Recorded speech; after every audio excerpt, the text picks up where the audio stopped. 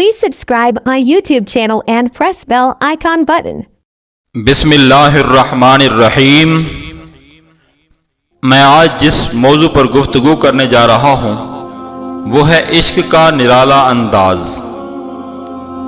हज़रत मूसा अलैहिस्सलाम के ज़माने में एक मजज़ूब खुदा ताला का आशिक़ सादिक बकरियां चराया करता था और पहाड़ों की घाटियों में मखलूक से दूर इश्क इलाही में चाके गिरबान रोता फिरता था और हक़ ताला से दरख्वास्त करता था कि ऐ खुदा, ऐ मेरे अल्लाह, आप मुझको कहाँ मिलेंगे?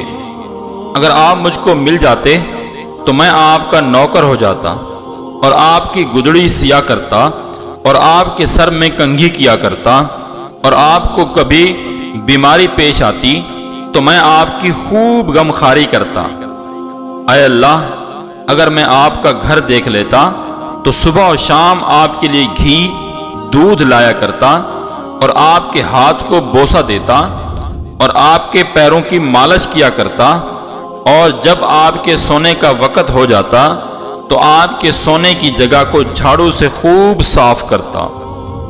ऐ अल्लाह, आपके ऊपर मेरी तमाम बकरियां कुर्बान हों। ऐ अल्लाह, बकरियों के बहाने से मैं जो अल्फाज हाय हाय करता हूँ वो दरअसल आपकी मोहब्बत की तड़प में करता हूँ। बकरियां तो सिर्फ बहाना हैं। इस तरह वो चरवाहा मोहब्बत की बातें अपने रब से कर रहा था कि अचानक मूसा अलैहिस्सलाम का उस तरफ से गुजर हुआ।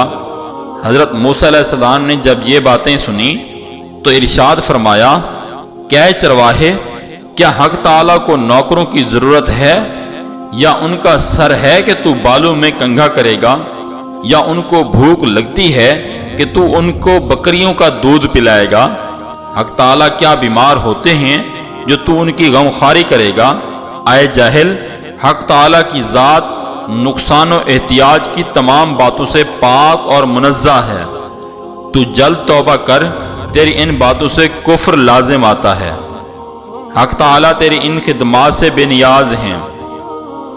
उस चरवाहे ने हज़रत मूसा अलैहिस्सलाम की ये बातें सुनी तो बहुत शर्मिंदा हुआ और गलबा खौफ व यास और शिद्दत हुज़्न व इज़्तिराब से गिरबान फाड़ डाला और रोता हुआ जंगल की तरफ भाग गया।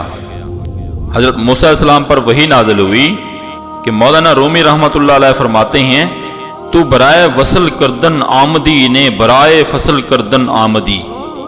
इसका तर्जुमा कुछ यूं है कि ऐ मूसा, तुमने मेरे बंदे को मुझसे क्यों जुदा कर दिया? तुमको मैंने बंदों को अपनी तरफ मुतवज्जे करने के लिए भेजा है, न कि जुदा करने के लिए। तुम्हारा काम वसल का था, न कि फसल का। तो ये थी मेरी आज की गुफ्तगू। उम्मीद है कि आपको समझ आ गई होगी। वमा अलैना इल्लल बलाग।